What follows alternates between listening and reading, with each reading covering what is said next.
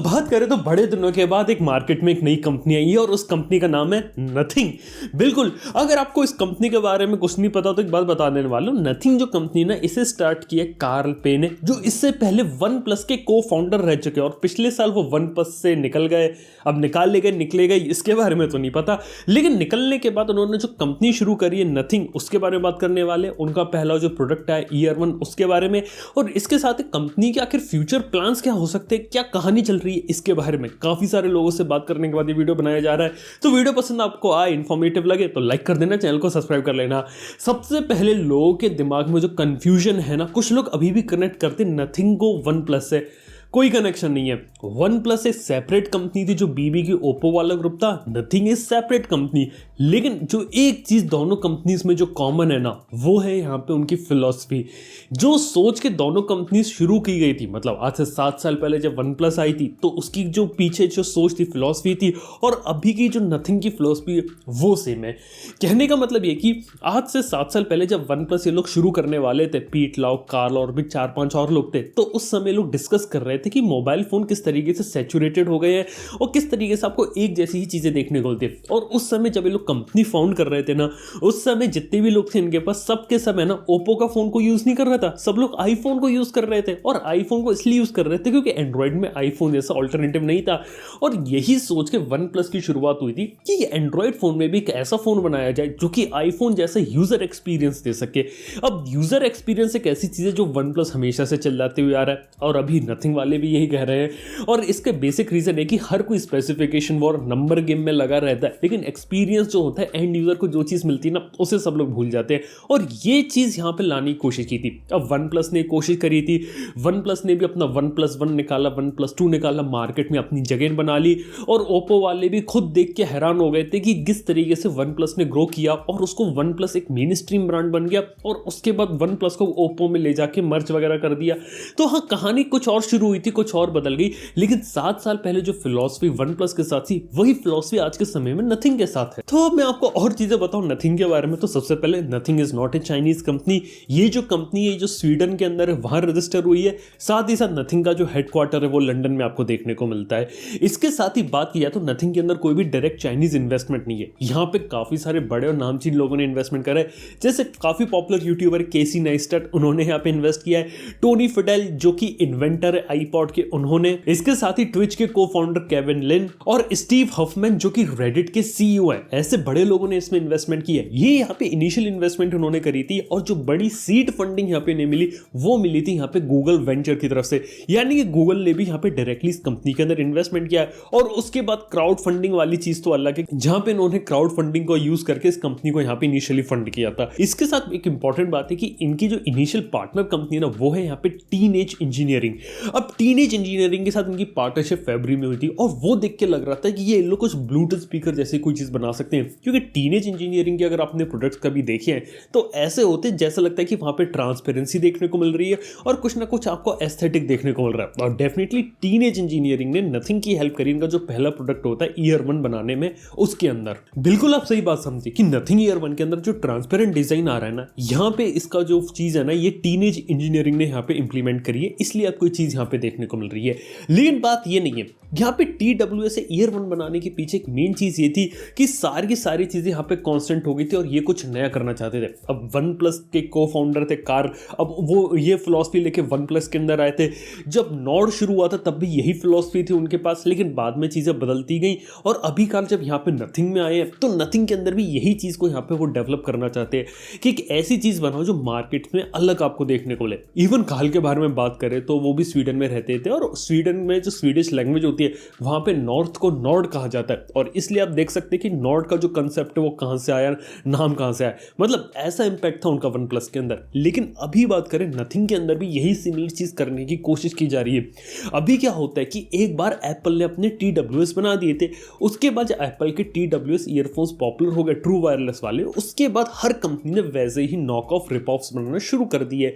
और इसका एक सबसे आसान तरीका रहता है ईयरफोन बनाने का कि मार्केट में जाओ, ODM के पास जाओ, उसको ऑर्डर दे दो, वो आपको ईयरफोन बनाकर दे देगा। आज के समय में एक ईयरफोन बनाना काफ़ी ज़्यादा आसान है।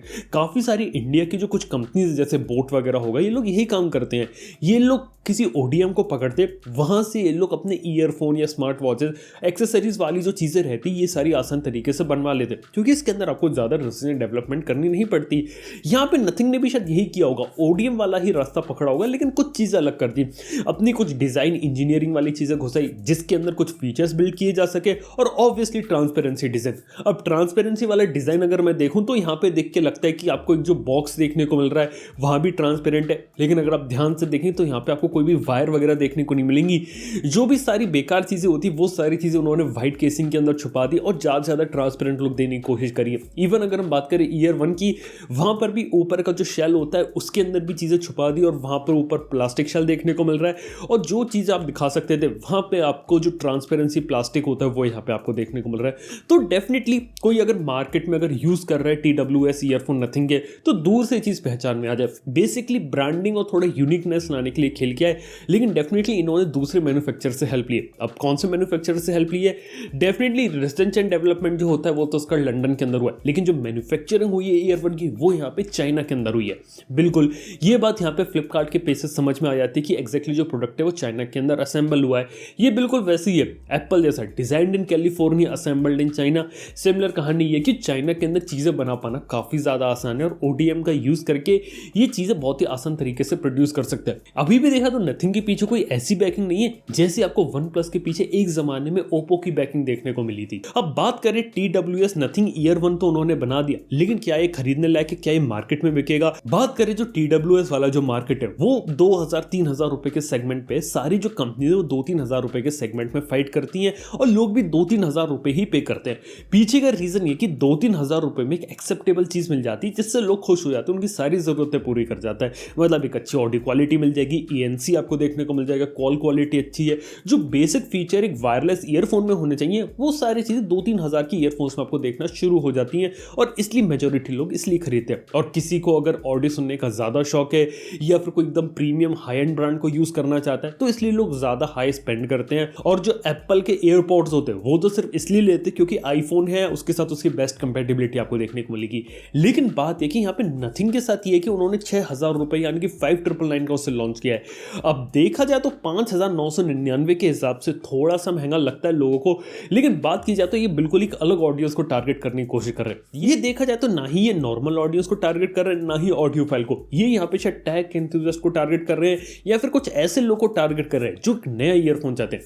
क्योंकि सच बात बता रहा हूँ, ईयरफोन्स में एक ये होती है कि यहाँ पे जो ऑडियो क्वालिटी रहती है वो सबसे इंपॉर्टेंट फैक्टर रहता है, लेकिन ऑडियो क्वालिटी सब्जेक्टिव रहती है। और 1,500-2,000 रुपए के ऊपर के अगर आप ईयरफोन लेते हो तो ऑडियो क्वालिटी काफी अच्छी देखने को मिलती है कि 90% जो लोग हैं वो डिफरेंस बता ही नहीं सकते, और जो 5-10% ऑडियो फाइल्स होते हैं ना वही बता सकते हैं। चलिए अब एक एग्जांपल से समझाता हूं। मेरे हाथ में यहाँ पे एक TWS ईयरफोन है, आप देख सकते हैं। ये बिल्कुल देखा तो कोई ODM वाला प्रोडक्ट है, इसकी कीमत से 1,500 रुपए है। और देखा जाए तो यहाँ पे इन्होंने एप्पल को कॉपी किया था पूरा। अगर हम डिजाइन वगैरह देखें, पूरा प्लास्टिक का डिजाइन, सारी की सारी चीजें यहाँ पे आपको एप्पल वाली जो होती है वो बिल्कुल लुक एंड फील देता है जो एयरपॉड्स प्रो में आता है। लेकिन सरप्राइजिंग बात है कि 1,500 रुपए के हिसाब से कॉल क्वालिटी काफी अच्छी देखने को मिलती है, बैटरी बैकअप भी अच्छा देखने को मिलता है, साथ ही साथ ऑडियो क्वालिटी भी काफी अच्छी है। मतलब 90% लोगों को ये चीज काफी ज्यादा पसंद आ जाएगी। अब समझ रहे हैं मार्केट में यही खेल चल रहा है, एक जैसे काफी सारे प्रोडक्ट्स देखने को मिलते हैं, और लगभग काफी सारे जो प्रोडक्ट्स होते हैं ना ऑडियो क्वालिटी उनमें काफी ज्यादा सिमिलर ही देखने को मिलती है। क्योंकि मैंने बताया ना कि ऑडियो क्वालिटी काफी ज्यादा सब्जेक्टिव रहती है, किसी एक को कोई चीज पसंद आ रही तो हो सकता है वो चीज किसी और को पसंद नहीं आए। इसलिए ज्यादातर जो लोग हैं वो एक्सेप्टेबल ऑडियो क्वालिटी को पसंद करते हैं, लेकिन जैसे जैसे प्राइस इंक्रीज करते तो आपको एक एक्सेप्टेबल ऑडियो क्वालिटी देखने को मिलती है। लेकिन नथिंग वाले यहाँ पे ऑडियो क्वालिटी का खेल नहीं खेल रहा है, यहाँ पे वो अपने ब्रांड को प्लेस करना चाहते हैं एक प्रीमियम ब्रांड के रूप में।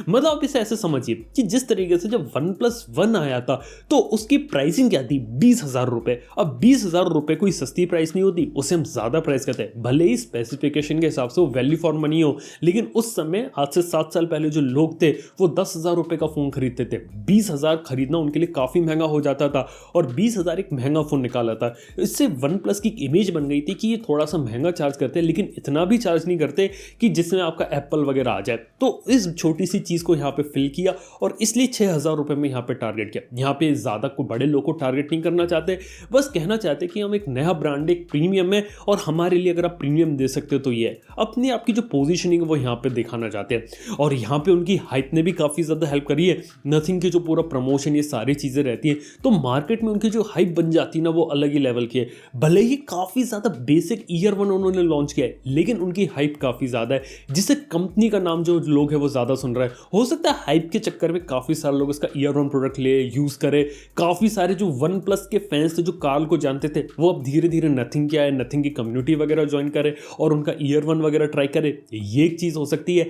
लेकिन सर बात इतनी ही नहीं है। नथिंग की अगर मैं फ्यूचर के बारे में बात करूँ तो ईयर 1 से उन्होंने स्टार्टिंग करी लेकिन आने वाले समय में और भी प्रोडक्ट्स बनाने वाले हैं। अब बात आती है सबसे इंपॉर्टेंट प्रोडक्ट की, क्या ये लोग स्मार्टफोन बनाएंगे? मैं आप लोगों को बता सकता हूँ कि डेफिनेटली इनका एक स्मार्टफोन आएगा। अब पीछे के काफ़ी सारे हिंट है। इन्होंने एसेंशियल कंपनी को एक्विजिशन किया था, एक्वायर किया था, काफ़ी सारे उसका नाम वगैरह ले लिया था। हो सकता है कि एसेंशियल कंपनी के पेटेंट्स वगैरह का यूज़ करके अपने स्मार्टफोन को डेवलप करें। अब स्मार्टफोन बनाना कोई ऐसा आसान काम है नहीं कि जैसे कि आपने ओप्पो का कोई फ़ोन लिया उसे रीब्रांड करके लिया। अगर आप स्क्रैच से बना रहे हो 6-8 महीने 9 महीने 12 महीने साल भर तक लग सकता है या उससे ज़्यादा भी लग सकता है। यार एक अच्छे इनोवेटिव प्रोडक्ट अगर आप बना रहे हो तो। और इवन इनके कंपनीज का अगर मैं पोर्टफोलियो देखो तो लग रहा है चीज पॉसिबल भी है। जैसे बात करें इसके इंडिया के जो हेड है मनु शर्मा, वो इससे पहले सैमसंग के अंदर वाइस प्रेसिडेंट रह चुके हैं। ये काफी सोचने वाली बात है। ऐसी बात करें तो कल मैंने ट्विटर पे देखा था ह्यूगो बारा इसको प्रेज कर रहे थे। ह्यूगो बारा के बारे में नहीं पता तो वो एक्स Xiaomi के एम्प्लॉय थे। मतलब Xiaomi जब इंडिया में आया तो उसके पीछे ह्यूगो बारा का हाथ और ग्लोबल एक्सपेंशन जो Xiaomi ने किया ना वहां पर भी देखा तो ह्यूगो बारा का काफी ज्यादा दिमाग लगा था। काफी सारे मी फैंस हैं अगर पुराने तो वो लोग ह्यूगो बारा को जानते होंगे। इसके बाद ह्यूगो बारा फेसबुक के अंदर चले गए थे और अभी फेसबुक से उन्होंने रिजाइन कर दिया और अभी किसके पीछे पता नहीं। तो शायद नथिंग उनके लिए काफी सही जगह हो सकती है जहां पे नथिंग के साथ आके कुछ इनोवेटिव करे और नथिंग को ग्लोबल और एक इंटरनेशनल ब्रांड बना दे। कुछ भी हो सकता है। इवन बात करें तो नथिंग का देखा जाए तो स्मार्टफोन तो डेफिनेटली आने वाला है, इतना तो श्योर हूं। लेकिन स्मार्टफोन से पहले दूसरे गैजेट्स आएंगे। क्या पता ये लोग आने वाले समय में स्मार्ट वॉचेस बना दें, स्मार्ट स्पीकर्स आपको देखने को मिल जाए। मतलब कुछ ऐसी चीजें जिन्हें बना पाना आसान है, जिसमें ज्यादा रिसर्च एंड डेवलपमेंट नहीं लग रही। ओडीएम उसके लिए रेडी है, सिर्फ उन्हें डिजाइन में कुछ चीजें चेंज करनी है और इसके दम पे एक यूनिक प्रोडक्ट यहाँ पे निकाला जा सकता है। फिलहाल तो देख के लग रहा है कि फीचर्स में तो ज्यादा नहीं खेल रहे, ये लोग अपने आप को डिजाइन में थोड़ा सा ज्यादा खेल रहे हैं। इसलिए डिजाइन वाइज अपने आप को थोड़ा सा अलग दिखाने के लिए यहाँ पे कोशिश की जा रही है। तो देखा जाए तो फिलहाल के समय में ये बात होती है नथिंग की। ब्रांड देखा जाए तो इनिशियली प्रॉमिसिंग लग रहा है, लेकिन डेफिनेटली अपने आप को थोड़ा सा प्रीमियम के ऊपर टारगेट कर रहा है। ये अपने आप को बिल्कुल ही बजट मिड रेंज बिल्कुल ऐसे खेलना नहीं चाहता। जैसे कि आज के समय में आप देखते हो 10-15 हज़ार के फोन्स में कितना कंपटीशन है। हर एक दूसरी कंपनी आती है अपने एक फोन को काटने के लिए और किस तरीके से आपको स्पेसिफिकेशन वाला गेम देखने को मिलता है। ये इन सबसे अलग होना चाहते हैं और एक अलग पोजीशन बनाना चाहते हैं जहां पे स्पेसिफिकेशन वाला नंबर गेम होता है वो ना देखने को मिले। उसकी जगह जो लोग है वो यूजर एक्सपीरियंस और यूनिकनेस के लिए नथिंग के प्रोडक्ट्स ले।